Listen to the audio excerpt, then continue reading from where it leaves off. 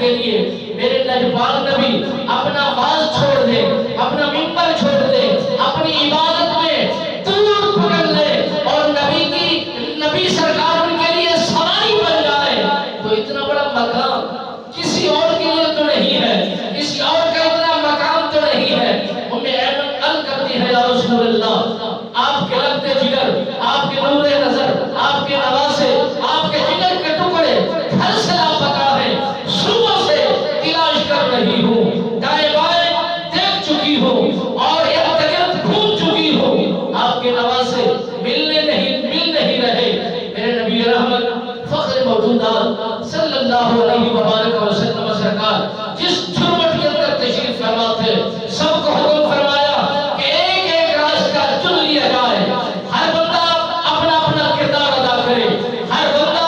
حسن و حسین کی تلاش کے حسن و حسین کے لیے روانہ ہو جائے، تلاش کرنے کو روانہ ہو جائے۔ حضرت محمد مصطفیٰ احمد مجتبی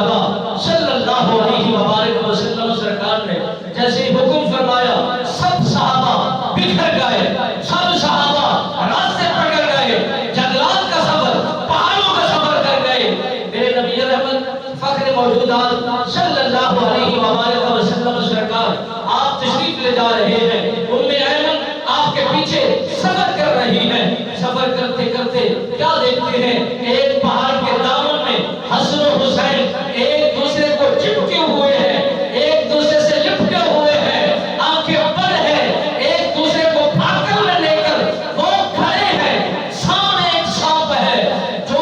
اپنے زبان کو نکالے ہوئے، منہ کھولے ہوئے اور زوردار غصے کا اظہار کرتے ہوئے اپنے چھولوں کو بکھار رہا ہے اور اس کی زبان سے چھولے نکل رہے ہیں۔ حسن و حسین آنکھیں بند کر کے میرے نبی رحمت فخر موجودات صلی اللہ علیہ وآلہ وسلم سرکار تلاش کرتے کرتے اس پہاڑ کے دامن میں دیکھ کر آپ مسکرائے، فرمایا ان دونوں کو اکٹھا کر کے سینے سے لگایا اور بوسہ دے رہے ہیں، پیشانی چھو رہے ہیں، رخساروں کا بوسہ دے رہے ہیں، گردن کا بوسہ دے رہے ہیں۔ آپ سرکار